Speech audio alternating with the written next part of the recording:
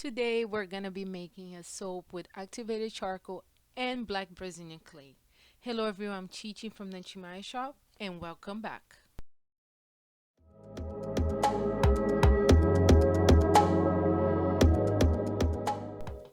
Today I'm using all essential oils. It's a blend of lavender, copaiba essential oil, and tea tree. This is my Cupuacu butter. I like to do a hot bath water, and then as soon as it's halfway melted, I pour into my coconut oil, and this will complete my heart oils for my recipe. The reason why I melt my Cupuaçu butter is because it's so hard to melt just with the light water. But let's go ahead and pour the light water. It's 146. I like my light water to be under 150 to pour into my hard oils. The Cupuaçu butter is also at a higher temperature. So when the light water mixed with the Cupuaçu butter is not so drastic. It's not a drastic change. And you will still help melt the Cupuaçu butter and the coconut oil. I went ahead and let's go mix. I already poured the light water in and I mix until everything is blended and melted. When it's time, I go ahead and pour my liquid oils. Today I'm using olive oil, Andiroba oil, and castor oil for my liquid oils. This soap is only made with natural ingredients. My goal here is to make the ultimate detox soap. I use Andiroba oil because it contains so many great properties for the skin. It's known for its anti-inflammatory properties. I'm also adding chamomile powder. I love chamomile powder. I don't know why, but I love it adding to my soap. I feel like it gives a great texture to the soap.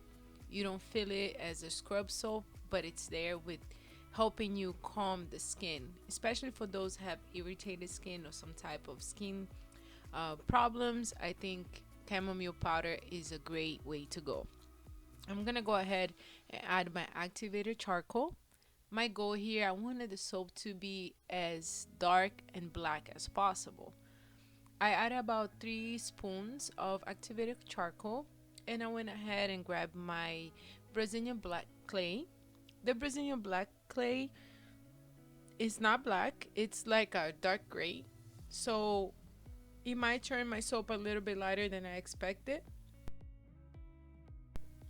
I went ahead and added more activated charcoal. I also added chamomile powder to the large amount of this batch. The small part of the batch I will pour into the rest of the soap. I'm going to hand mix everything until it's well incorporated, because if I add a stick blender now, it will be powder everywhere and you'll be a hot mess. Now that everything is incorporated, I would add my custom blend of essential oils to the batch. And now I will use the stick blender to mix and pass emulsification. When using essential oils, I notice it takes longer to see a trace of the batch of soap. So I always blend a little bit longer or until I feel comfortable and I see a trace. If I'm using a fragrance oil, for example, I do blend for a shorter amount of time. Now I'm going to report the small portion back to the rest of the soap, and now I will be ready to pour into the mold. This soap is pouring so beautifully and it smells amazing. The lavender and the tea tree essential oil blend it so well and it's so soothing.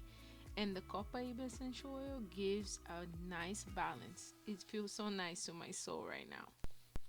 To make it look like more of a spring soap, I decided to add Himalayan salt to the top of the soap. I'm going to use a green and a purple mica from Micas. I cannot recall the names, but you can use any mica that you would like to color your salts.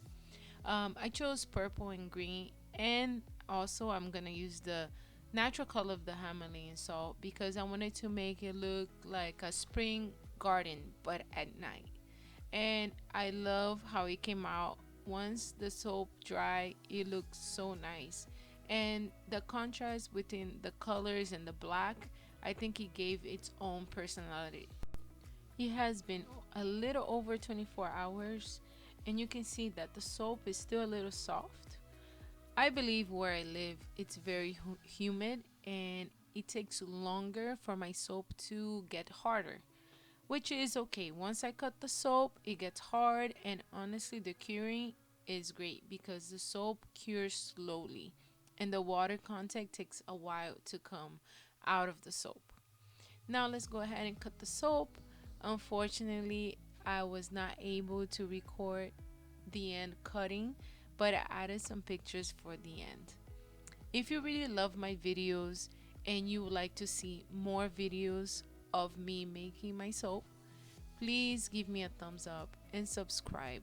I really need the support to keep going, and I'm so grateful that you watched until the end. Thank you so much, and I hope to see you guys one more time.